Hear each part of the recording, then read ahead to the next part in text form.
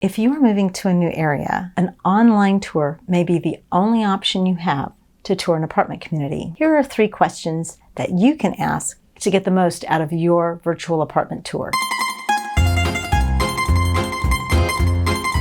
The first question you want to talk to is, how do you handle emergency maintenance? This is really important because you want to know if you're going to get a call back, how soon somebody's going to come out, what constitutes emergency maintenance. A light bulb going out doesn't necessarily constitute emergency maintenance. Even your air conditioning going out may not constitute an emergency unless there are certain conditions met by the apartment community. So for example, if it's during the day and the temperature is above, let's say 80 degrees, then that could constitute an emergency. If it's at night and the temperature is above 80 degrees, that may or may not constitute an emergency. So you want to find out what constitutes an emergency so that you know how you want to work with that community. The second question is, how often do you get noise complaints? You know, apartments generally vet their people. Well, they don't generally. They vet all of the people who come into them. But, you know, there are times when younger people are, younger people are getting apartments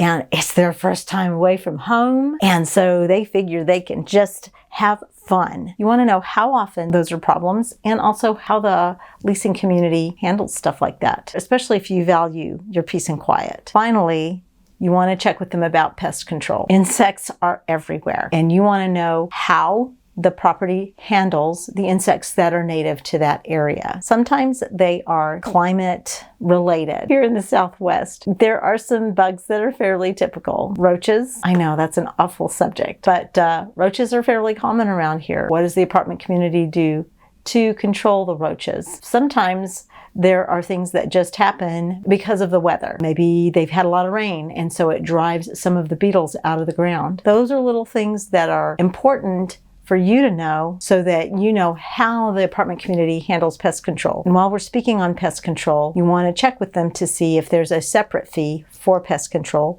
or if pest control is included in your rent. That way you can know how to budget appropriately. I will tell you, the communities that we work in all have pest control. Some of them we have to pay extra for, and some of them include it in the services of our rental agreement. But either way, find out what needs to be done for pest control for your apartment before you move in. Thanks for watching this. Don't forget to subscribe so that when new content like this comes up, you'll be the first one to hear it.